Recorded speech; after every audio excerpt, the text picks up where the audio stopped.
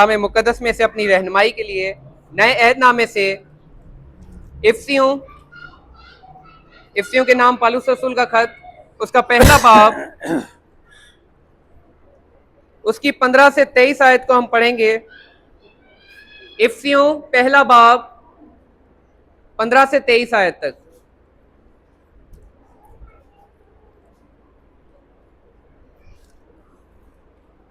निकाल लें तो सब कहें आमीन। कलाम मुक़द्दस में यूं मरकूम है, इस सबब से मैं भी उस ईमान का जो तुम्हारे दरमियान खुदावन यसू पर है और सब मुकद्दसों पर जाहिर है, हाल सुनकर तुम्हारी बाबत शुक्र करने से बाज नहीं आता और अपनी दुआओं में तुम्हें याद किया करता हूँ कि हमारे खुदावन यसू मसीह का खुदा जो जलाल का बाप है तुम्हें अपनी पहचान में हिकमत और मुकाशफा की रूह बख्शे और तुम्हारे दिल की आंखें रोशन हो जाएं, ताकि तुमको मालूम हो कि उसके बुलाने से कैसी कुछ उम्मीद है और उसकी मीरास के जलाल की दौलत मुकद्दसों में कैसी कुछ है, और हम ईमान लाने वालों के लिए उसकी बड़ी कुदरत क्या ही बेहद है। उसकी बड़ी कुव्वत की तासीर के मुआफिक जो उसने मसीह में की, जब उसे मुर्दों में से जिलाकर अपनी दहनी तरफ आसमानी मकामों पर बिठाया और हर तरह की हुकूमत और इख्तियार और कुदरत और रियासत और हर एक नाम से बहुत बुलंद किया, जो ना सिर्फ इस जहान में बल्कि आने वाले जहान में भी लिया जाएगा, और सब कुछ उसके पांव तले कर दिया और उसको सब चीजों का सरदार बनाकर कलीसिया को दे दिया। ये उसका बदन है और उसी की मामूरी जो हर तरह से सबका मामूर करने वाला है। कलाम पाके पढ़े और सुने जाने पर खुदावन की बरकत हो, आमीन। तो हम खुदा के बंदा को और खुदा के कलाम को भरपूर तालियों में वेलकम करेंगे।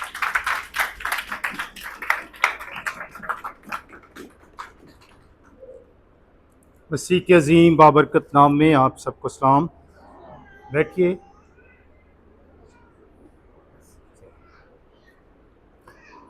पाक कलाम में से हम पौलुस रसूल की दुआओं के मुतल्लिक चंद बातें सीखेंगे। इफ्सियों के नाम जो ख़त कलीसिया को, इफिसस की कलीसिया को लिखा गया, इसका जो मेन मकसद है वो ये है कि कलीसिया यगानगत के बंध में बंधी रहे और मसीह का बदन होने की हैसियत से मसीह को अपना सर मानते हुए उसके जलाल का बायस बने। यहाँ पर पौलुस रसूल इफिसस की कलीसिया के मुतल्लिक उनके ईमान की तारीफ करता है, उनके ईमान को, उनका शुक्रिया अदा करता है, और वो कहता है इस सबब से मैं भी उस ईमान का जो तुम्हारे दरमियान खुदावंद यीशु पर है और सब मुकद्दसों पर ज़ाहिर है, हाल सुनकर तुम्हारी बाबत शुक्र करने से बाज नहीं आता। वो शुक्रगुजारी करता है खुदा के उनके ईमान का हाल सुनकर कि वो ईमान में खड़े हैं, ईमान में मजबूत हैं, ईमान में कायम हैं। जिस तरह खुदावंद यीशु मसीह पर उन्होंने ईमान रखा, यकीन किया, उसी ईमान, उसी भरोसे पर वो क्या हैं, कायम। उनके लिए दुआ करता है। दो दुआएं इस खत में की गई हैं, इनके बारे में हम सीखेंगे। और जब हम इन दुआओं के बारे में जान जाते हैं, इन दुआओं के मकसद को जान जाते हैं, इन दुआओं की गहराई को जान जाते हैं, तो यकीनन हम भी जब इस तरह से दुआ करते हैं तो खुदा उन दुआओं का जवाब हमें देता है। वो कहता है तुम्हारी बाबत शुक्र करने से बाज नहीं आता और अपनी दुआओं में तुम्हें याद किया करता हूं। यहां पर दुआ की गई है कि हमारे खुदावंद यीशु मसीह का खुदा जो जलाल का बाप है तुम्हें अपनी पहचान में हिकमत और मुकाशफा की रूह बख्शे। खुदावंद, खुदा बाप अपनी पहचान में तुम्हें क्या बख्शे? हिकमत और मुकाशफा की रूह हिकमत बख्शे। और मुकाशफा की रूह बख्शे। अगर हम अपना जायजा लें, अपने आप को देखें, कलीसिया में, अपने खानदान में, तो रूह कुदस का मसा, रूह कुदस की ममूरी हम में कितनी है और कितनी हिकमत से हम भरे हुए हैं। क्योंकि ईमान तो है, तो क्या हिकमत और मुकाशफा की रूह भी हमारे अंदर काम कर रही है। क्योंकि जब तक हिकमत और मुकाशफा की रूह हमारे अंदर नहीं आ जाती, उस वक्त तक हम जान नहीं सकते ना खुदा के जलाल को, ना उसकी कुदरत को, और ना ही उस उम्मीद को, ना ही उस मिरास को, और ना ही खुदावंद यीशु मसीह को जान नहीं सकते। क्योंकि पाक रूह हमें सिखाता है, पाक रूह हमारी रहनुमाई करता है, पाक रूह हमें दनाई हिकमत बख्शता है कि हम जान सकें। हमें से कितने इस तरह की दुआ करते हैं, अपने लिए दुआ करते हैं कि खुदा मुझे हिकमत और मुकाशफा की रूह। मुकाशफा की रूह दे। मैं जब दुआ मांगता हूं तो खास तौर पर अपने लिए हिकमत मांगता हूं, मुकाशफा की रूह मांगता हूं कि खुदा कलाम के भेदों को खोले। क्योंकि रूह कुदस के बगैर कलाम के भेद हम पर कोई खोल नहीं सकता। इसलिए जब हम पाक रूह की हिकमत को मांगते हैं तो फिर हम जान जाते हैं। और यहाँ पर पौलुस रसूल इसी बात का इजहार, इसी बात के लिए दुआ मांग रहा है कि खुदा क्या करे? हिकमत और मुकाशफा की रूह बख्शे। तुम्हें हिकमत और मुकाशफा की रूह बख्शे। मुकाशफा की रूह बख्शे और तुम्हारे दिल की आंखें रोशन हो जाएं। अंदर की आंखें, बातनी आंखें जिन्हें हम कह सकते हैं, रोशन हो जाएं, ताकि तुमको मालूम हो कि उसके बुलाने से कैसी कुछ उम्मीद है। फिर हमें, जब हमारे अंदर की आंखें, दिल की आंखें रोशन होगी, फिर जान सकेंगे कि खुदावंद के बुलाने से कैसी उम्मीद है, किस कदर उम्मीद है। वरना कोई जान नहीं सकता। बहुत से लोग यीशु पर से उम्मीद हटा देते हैं, तोड़ देते हैं, बिल्कुल ना उम्मीद हो जाते हैं खुदावंद यीशु मसीह पर से। क्यों? इसलिए कि उनके अंदर हिकमत की रूह नहीं होती, मुकाशफा की रूह नहीं होती। वो जानते नहीं कि उनके पास खुदा ने कितनी ताकत, कितनी कुदरत और कितना बड़ा इख्तियार उनको दिया हुआ है। और फिर लिखा है कि तुम्हारे दिल की आंखें रोशन हो जाए, ताकि तुमको मालूम हो कि उसके बुलाने से कैसी कुछ उम्मीद है, और उसकी मिरास के जलाल की दौलत मुकद्दसों में कैसी कुछ है। हालेलुया। उसकी मिरास के जलाल की दौलत मुकद्दसों में कैसी कुछ है। किन में? मुकद्दसों में। मुकद्दसों में। उन लोगों में नहीं जो मुकद्दस नहीं है, जिन्हें मुकद्दस नहीं किया गया। और ये वो लोग हैं जो नए सिरे से पैदा हुए हैं, जो रूह कुद्दस की मामूरी से मामूर हो गए हैं। ये वो लोग हैं, ये वो मुकद्दस लोग हैं। उनके दरमियान खुदा की जो मिरास है, जो मिरास की दौलत है, उसका हम अंदाजा भी नहीं लगा सकते। बहुत सारे लोग इससे नावाकिफ हैं, इस दौलत से नावाकिफ हैं, इस मिरास से नावाकिफ हैं। और खुदा का बंदा पौलुस रसूल इसीलिए दुआ मांग रहा है कि तुम्हारी आंखें क्या हो जाएं? रोशन हो जाए। क्या हो जाएं? रोशन हो जाए। रोशन हो जाएं, दिल की आंखें खुल जाएं। तो क्या हम अपने लिए इस दुआ को मांग सकते हैं? अपने लिए इस दुआ को कर सकते हैं? कैसे करेंगे? कैसे ये दुआ मांगेंगे अपने लिए? जब मैं अपने लिए ये दुआ करूंगा तो पौलुस रसूल इफिसियों के लिए कर रहा है, और ये आज हमारे लिए भी है, क्योंकि रूह कुद्दस का पैगाम तमाम ज़मानों के लोगों के लिए है। सिर्फ वक्ती उस वक्त के लोगों के लिए नहीं, बल्कि तमाम ज़मानों के लोगों के लिए ये पैगाम है। तो कैसे दुआ मांगेंगे?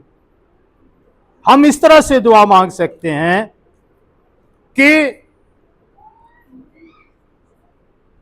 हमारे खुदावंद यीशु मसीह का खुदा जो जलाल का बाप है मुझे अपनी पहचान में, किसे?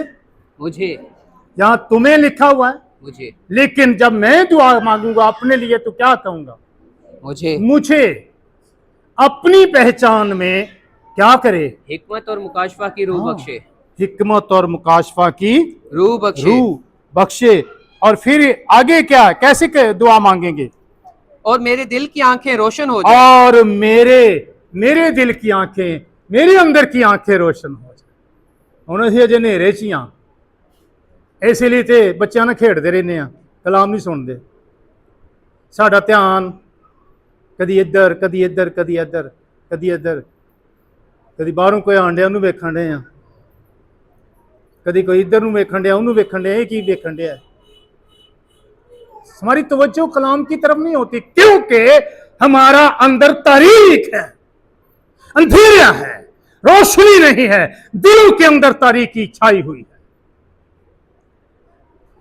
और हम जानते नहीं हैं खुदा की कुदरत को, उसकी हिकमत को, उसके जलाल को, उसकी मेरास को।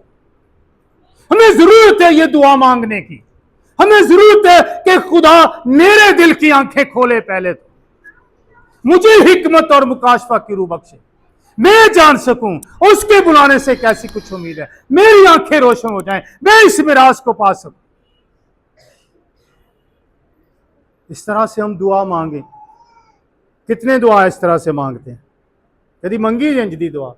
सन तो पता ही नहीं, पता है कभी यह हवाला भी नहीं पढ़ा होना, अगर पढ़ा भी है तो फिर गुजर गया, चला गया आगे। और मेरे दिल की आंखें क्या हो जाएं?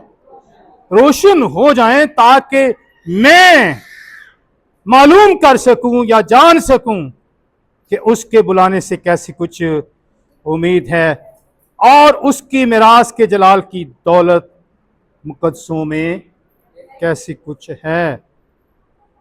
सो आगे इसी तरह से हम ये दुआ मांग सकते हैं, क्योंकि जैसे लिखा है, और हम ईमान लाने वालों के लिए उसकी बड़ी कुदरत क्या ही बेहद है।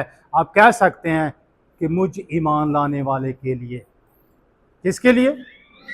मुझ ईमान लाने वाले के, मैं ईमान लाया हूं, मेरे लिए उसकी कुदरत क्या ही बेहद है। और फिर हम कह सकते हैं, दुआ मांग सकते हैं कि उसकी बड़ी कुव्वत की तस्वीर के माफिक जो उसने मसीह में की, जब उसे मुर्दों में से जिलाकर अपनी दाहिनी तरफ आसमानी मकामों पर बिठाया और हर तरह की हुकूमत और इख्तियार और कुदरत और रियासत और हर एक नाम से बहुत सर बुलंद किया, बहुत ही सर बुलंद किया। क्या? जो न सिर्फ इस जहान में बल्कि आने वाले जहान में भी लिया जाएगा, और सब कुछ उसके पांव तले कर दिया। अब देखें यहां पर, और ये जो लिखा है ना, और हम ईमान लाने वालों के लिए उसकी बड़ी कुदरत क्या ही बेहद है। कितने यहां ईमान लाने वाले बैठे हुए? यीशु मसीह पर ईमान लाने वाले, यीशु मसीह पर ईमान रखने वाले, यीशु मसीह को कबूल करने वाले, नए सिरे से पैदा होने किन्ने बैठे ने थे? हाँ, तो क्या आप जानते हैं कि आपके लिए उसकी जो कुदरत है, उसकी जो पावर है, कुव्वत है, उसकी तस्वीर के मुआफिक वो कितनी है आपके अंदर? तुम्हारे अंदर है? इस कुदरत को कभी देखा है? कभी इस कुदरत के मुतल्लिक जाना है? इस इख्तियार के मुतल्लिक जाना है जो खुदा ने दिया ईमानदारों को? चलो, कितनों के पास है? चले चल जे ये भी पता लग जाता किन्या कोल है, किन्ने ने है, किन्या कोल है।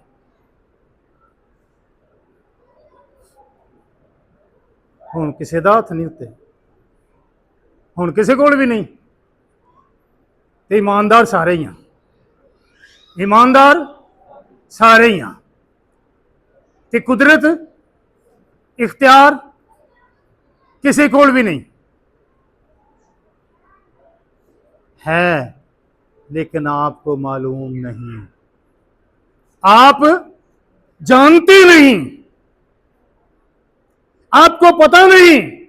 इसीलिए तो दुआ मांगी जा रही है, दुआ की जा रही है कि आपकी आंखें खुल जाए, आपको पता चल जाए कि खुदा की जो कुदरत है, जो उसकी कुव्वत है, कितनी बेहद उसने आपको दे दी है। और इस कुदरत को, इस कुव्वत को हम इब्लीस के खिलाफ इस्तेमाल कर सकते हैं। कितने करते हैं?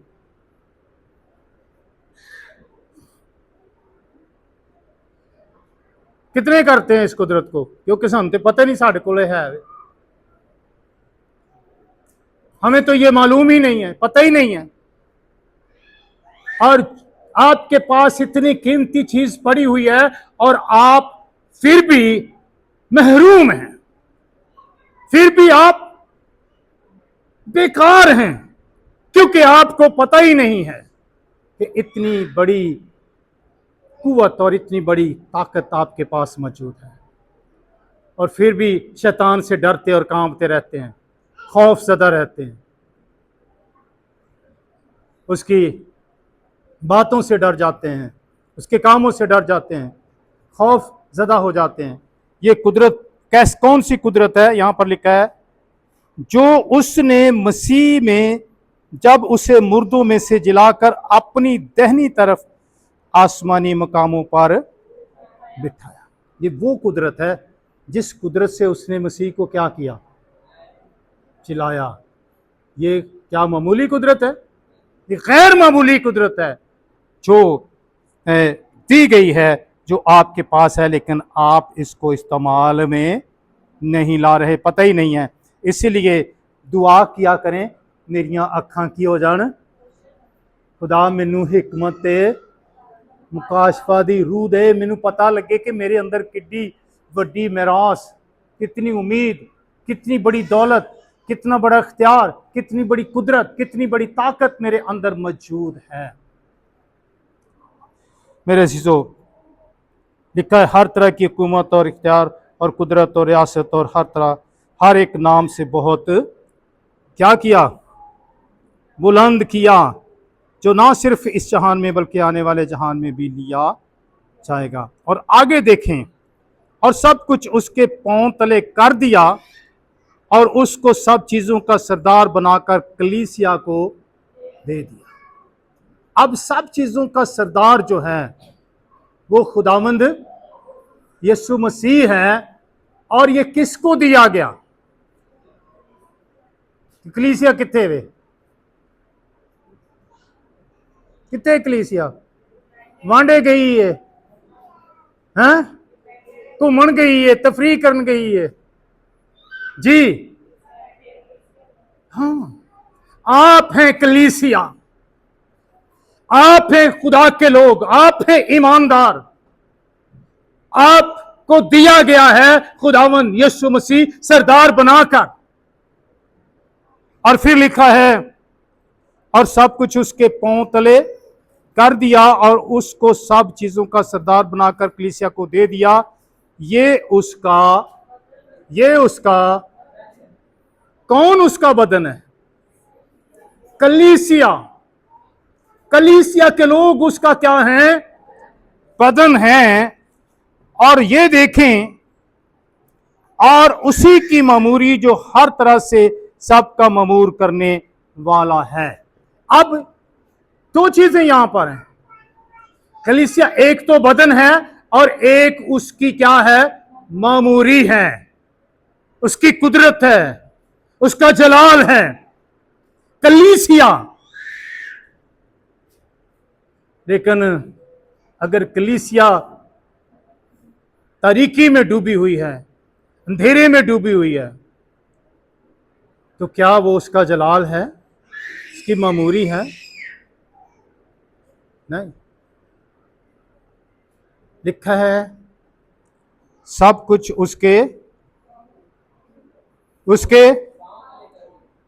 ये उसका बदन है। किसके पांव तले कर दिया जी? किसके पांव तले कर दिया? शाबाश। बाइबल मुकद्दस बताती है, ग्रंथियों में भी पौलुस रसूल इस बात का बयान करता है कि मसीह कलीसिया का और कलीसिया उसका बदन है। तो पांव कहां पर होते हैं? सर पर होते हैं। पैर कितने होंगे ने? सिर ते होंगे ने।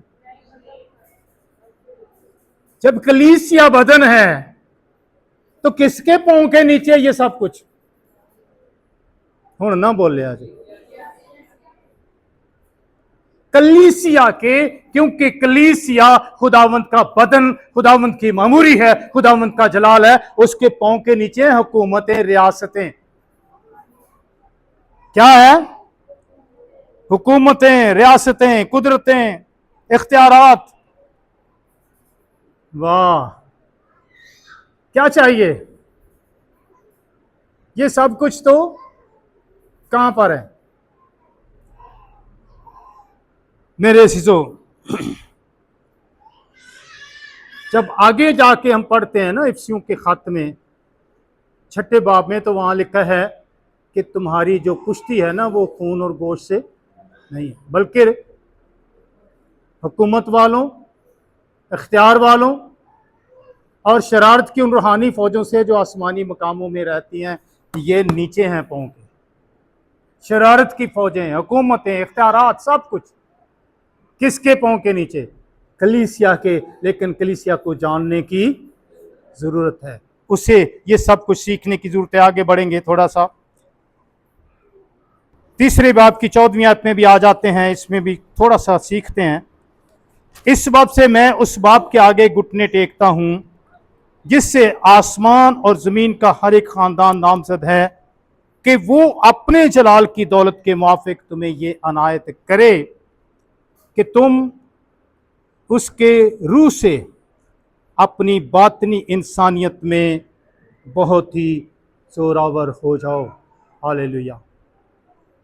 और ईमान के वसीला से मसीह तुम्हारे दिलों में सुकूनत करे, ताकि तुम मोहब्बत में जड़ पकड़ के और बुनियाद कायम करके सब मुकद्दसों समेत बखूबी मालूम कर सको उसकी चौड़ाई और लंबाई और ऊंचाई और गहराई कितनी है, और मसीह की उस मोहब्बत को जान सको जो जानने से बाहर है, ताकि तुम खुदा की सारी मामूरी तक मामूर हो जाओ। ये दुआ है, और मैं आपको रिकमेंड करूंगा कि आप इन दुआओं को बार बार पढ़ें। क्या करें? इन दुआओं को बार बार पढ़ें। घर में जाकर जो पढ़े लिखे हैं, और जो घर में पढ़े लिखे नहीं है, पढ़े लिखे उनको सुनाएं ऊंची आवाज़ में, बुलंद आवाज़ में, कि ये दुआ इस तरह से करने की ज़रूरत है, तारीकी से निकलने की ज़रूरत है, और दिल की आंखों को रोशन होने की ज़रूरत है। और यहाँ पर जैसे मैंने पिछली दुआ के बारे में आपको बताया कि अपने लिए अगर ये दुआ करनी हो तो कैसे मांगेंगे, तो फिर इस दुआ को हम कैसे करेंगे, कैसे मांगेंगे? इस बाब से मैं उस बाप के आगे क्या करता हूं? घुटने टेकता हूं जिससे आसमान और जमीन का हर एक खानदान नामजद है, कि वो अपने जलाल की दौलत के मुआफिक, आगे यहां पर क्या लगाएंगे?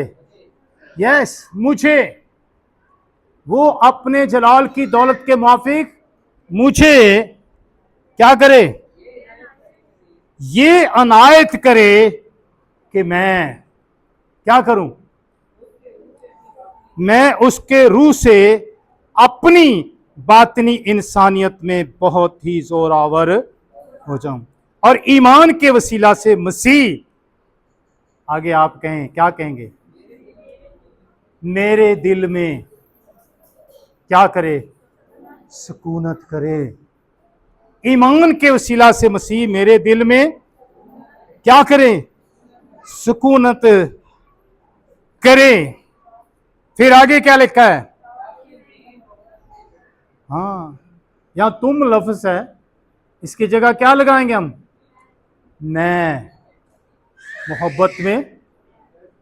मोहब्बत की कमी है हमारे अंदर बहुत ज़्यादा।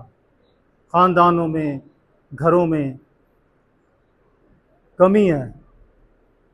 छोटी छोटी बातों पर हमारे झगड़े फसाद शुरू हो जाते हैं। छोटी छोटी बातों पर हम नाराज़ हो जाते हैं।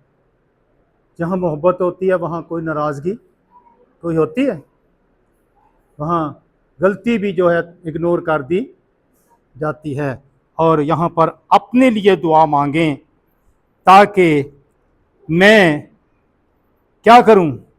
मोहब्बत में जड़ पकड़ के और बुनियाद कायम करके सब मुकद्दसों समेत सब। इसका क्या मतलब है? कलीसिया, फिर कलीसिया आ गई। मुकद्दसों, सब मुकद्दसों समेत। मुकद्दसों से बाहर हम कुछ नहीं कर सकते। मुकद्दसों में, मुकद्दसों के साथ, मुकद्दसों समेत क्या कर सकूं?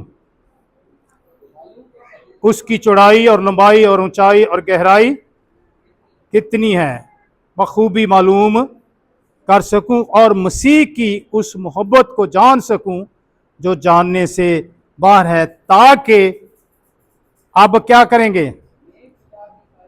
मैं खुदा की सारी मामूरी तक मामूर हो जाऊं। मुझे पहले मामूर होने की जरूरत है, मुझे जानने की जरूरत है। होसिया नबी के सहीफे में लिखा है 4 बाब की उसकी 6 आयत कि मेरे लोग अदमे मारफत की सबब से हलाक हुए। मेरे लोग, कौन लोग? कौन कह रहा है? खुदा कह रहा है मेरे लोग। ये ईमानदारों के मुतल्लिक बात है, गैर ईमानदारों के मुतल्लिक नहीं है। उन लोगों के मुतल्लिक नहीं है जो खुदा के नहीं है। असी बड़ी लापरवाही नाल कह देने सारे लोग खुदा दे है ना, कहते हैं ना सारी दुनिया ही किदी है, सारे लोग खुदा दे ने कहते हैं ना। शैतान दी गल्लां मन के भी कहने वो भी तो खुदा ने ही पैदा किया है ना, इसलिए ओदी भी तो मननी पैंदी है ना। सारा कुछ खुदा दे नाम ला देने। ये जरूर है कि पैदा उसने सब कुछ किया है, लेकिन जब से गुनाह दुनिया में आ गया, जब से इब्लीस ने इस दुनिया को अपने कंट्रोल में लिया, उस वक्त से वही लोग खुदा के हैं जो खुदा की पैरवी में चलते हैं, जो उसके कलाम पर अमल करते और उसके कलाम को अपने दिल में जगह देते हैं। पढ़िए क्या लिखा है? मेरे लोग जी, मेरे लोग अदमे मार्फत से हलाक मेरे हुए। लोग, किसके लोग? और यहाँ यही कुछ तो खुदा का बंदा पौलुस रसूल सिखाना चाहता है कि आप अदमे मार्फत ना रहें, आप जहालत के अंधेरों में डूबे ना रहें। आप जाने, आपको मालूम हो, आपकी आंखें रोशन हो, आप तारीकी में ना रहें। मेरे लोग अदमे मार्फत से हलाक हुए। हाँ, से हलाक हुए। ये जो तारीकी है, ये अदमे मार्फत जो है, ये हलाकत और मौत की तरफ ले जाएगी। अगर हमने, हमारी आंखें रोशन ना हुई, अगर हमने ना जाना, तो ये कहाँ ले जाएगी? हलाकत की तरफ, हलाकत की तरफ। मेरे लोग अदमे मार्फत से हलाक हुए। अगर ये मार्फत को अपनी जिंदगी में ले लेते तो फिर ये कभी हलाक ना होते। क्या लिखा है? चूंकि तूने मार्फत को रद्द किया, क्योंकि तूने मार्फत को रद्द रद्द किया, इसलिए मैं भी तुझको रद्द करूंगा। मैं भी तुझको रद्द करूंगा। ये कितनी खतरनाक बात है। इसीलिए तो पौलुस रसूल दुआ मांग रहा है कलीसिया के लिए, उन लोगों के लिए कि तुम्हें खुदा हिकमत और मुकाशफा की रूह बख्श दे, तुम्हारे दिल की आंखें रोशन हो जाएं, तारीकी से निकल आएं, तुम मालूम कर सको, जान सको। और जानने की इस दुनिया में, इस दौर में बड़ी सख्त जरूरत है। तो ये उस वक्त ही होगा जब हम खुदा से मांगेंगे। तो क्या मांगेंगे? हिकमत और मुकाशफा की रूह। फिर ये मांगेंगे कि खुदा मेरे अंदर की आंखें, मेरे दिल की आंखें क्या कर दे, रोशन कर दे। फिर ये मांगने की जरूरत है कि खुदा मुझे अपने रूह से मेरे अंदर की ताकत को इस कदर बढ़ा दे कि मैं इब्लीस का मुकाबला, उसकी सारी फौजों का और उसके सारे मंसूबों का मुकाबला कर सकूं। तो ये सारी चीजें जानने की जरूरत है। इन दुआओं को मैं आपको ये गुजारिश करूंगा कि आप इन दुआओं को क्या करें, बार बार, बल्कि 1000 बार, कितनी बार पढ़ के देखें और फिर अपने पे अप्लाई करें और फिर आप दूसरों के लिए ये दुआ मांगें। देखें आप दूसरों की जिंदगियों को तब्दील होता हुआ भी देखेंगे, अपने घर के अंदर, अपनी ज़िंदगी के अंदर एक तब्दीली देखेंगे और आपका जहन, आपकी सोच, आपका ख्याल, आपके दिल, आपके तस्वुरात यकसर बदल जाएंगे, चेंजिंग आ जाएगी और आप हैरान रह जाएंगे और दुनिया हैरान रह जाएगी कि ये शख्स क्या था और क्या हो गया। सो मेरे अज़ीज़ों, हाँ, इस कलाम की रोशनी में अपने सरों को झुकाएं और खुदावंद के हुजूर दुआओं में अपने सरों को झुका लें, सजदे में अपने सर को झुका लें, खुदा की तारीफ़ करें, खुदा के नाम को जलाल दें। इस तरह से दुआ मांगें कि खुदा हमें हिकमत और मुकाशफा की दे। खुदावंद आप सबको बरकत दे।